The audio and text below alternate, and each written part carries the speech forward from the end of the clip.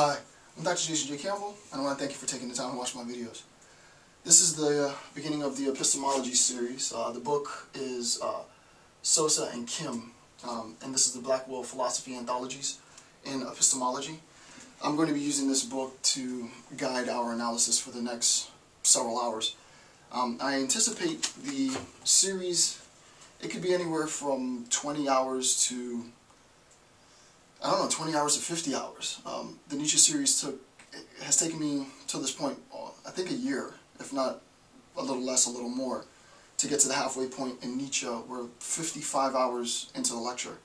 The Epistemology series, I would imagine, is not going to be as long as what I've already done with respect to Nietzsche, but I do anticipate the series being rather extensive. It's going to be a lot of information that I have to cover.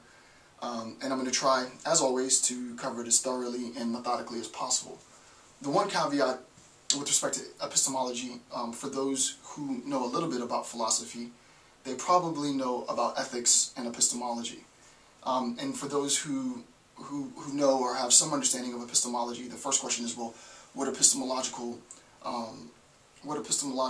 role do you think this plays in that? Or do you agree that there's an external world or not? Or what do you think about perception and concept formation and so on and so on? I'm really not interested in any of that discourse at all.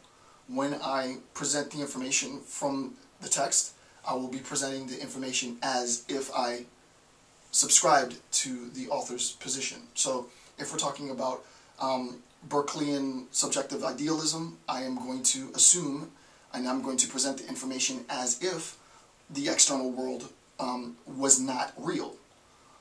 And then if I do, for example, G. Moore's critique, then I'm going to present the material as if, duh, here are my hands, there is an external world, let's move on.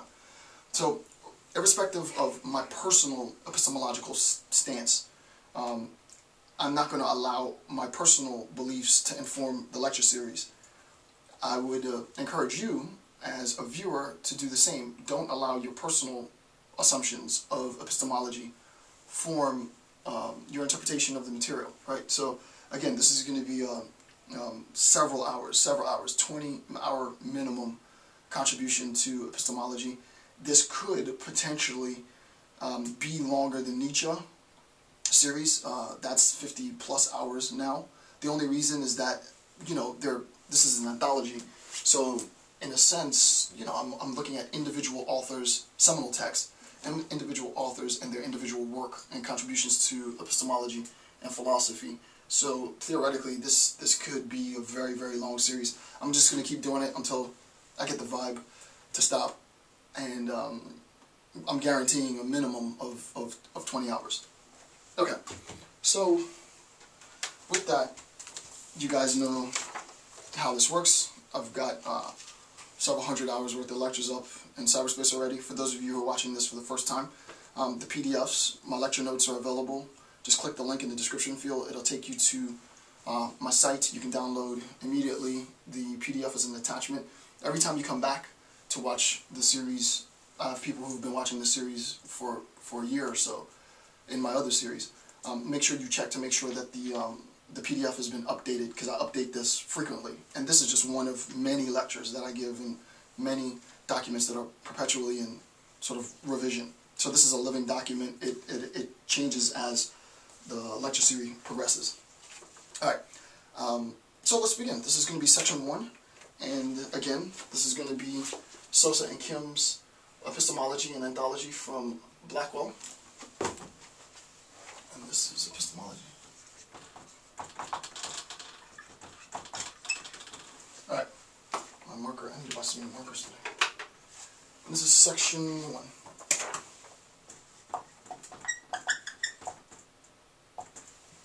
And this is just going to be this is the first video in the series, so it's going to be a very general discussion to begin. Again, as I said, check your beliefs at the door, have an open mind. Approach this series with the intent to learn something new, and you should be fine. Also, the entire series is going to be dedicated to Invincible Numinist, so this entire series is a dedication to Invincible Numinist. Check out his channel. Also, Secular Numinist, he's got split personality, but in cyberspace, I would imagine that what happens in the real world follows you in cyberspace. Okay, so what is epistemology? What?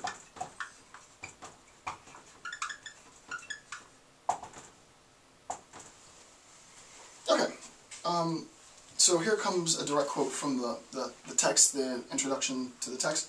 Epistemology is the philosophical inquiry into the nature, condition, and extent of human knowledge.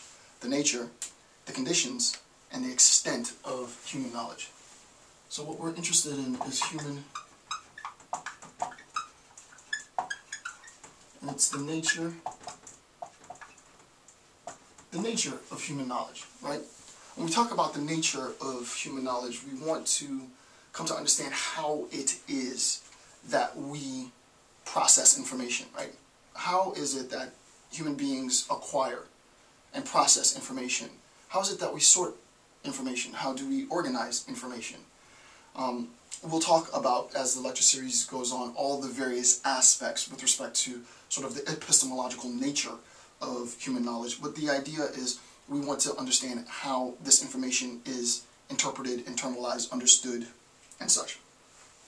Second is the condition.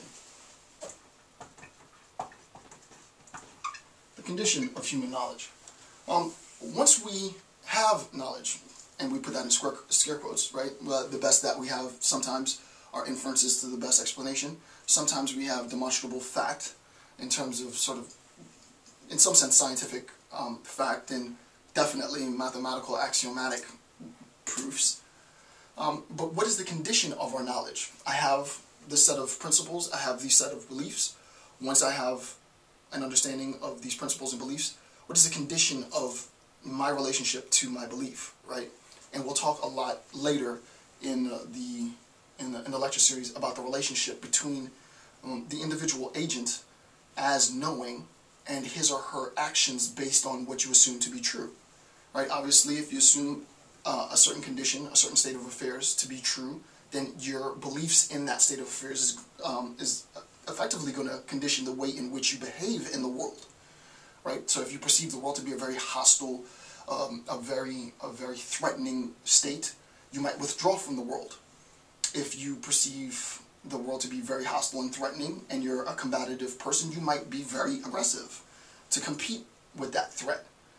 This is going to vary for individuals, and with respect to epistemology, we're not interested per se in the individual, though it's extremely important. What we're more interested in is the condition and the relationship between the individual and the contents of the individual's beliefs, right? So that's something we'll talk about later. And then finally, the extent. Right? What are the limits? When you push it as hard as you can push it, right? What are the limits of human knowledge? What is it that we can do? What is it that we can think? What are the things that we cannot think? We'll talk about later contradictions, ideas, and attempts to conceptualize simultaneously the circle square. Is that an extent to human knowledge? We'll talk about conditions of possibility, possible existence, actual existence, probable existence, the distinction between possibility and probability, and so on and so on. Right? All of these sort of macro level concepts are going to inform the way in which perceivers, agents, act in the world, right? And the question is, what is the limit? What is the extent of human knowledge? And the idea for all epistemologists, for all philosophers, for all scientists, is to push it to the limit. Push our capacity to know to the actual brink, to the point where further conceptualization leads to contradiction. You want to push it right to that point. You want to figure out how far can we really push our understanding of the world, and that's a seminal account in epistemology, right? This is, again, super general introduction. All right. So next point is knowledge acquisition is in part contingent on. This is just in part, right? When we talk about acquiring knowledge,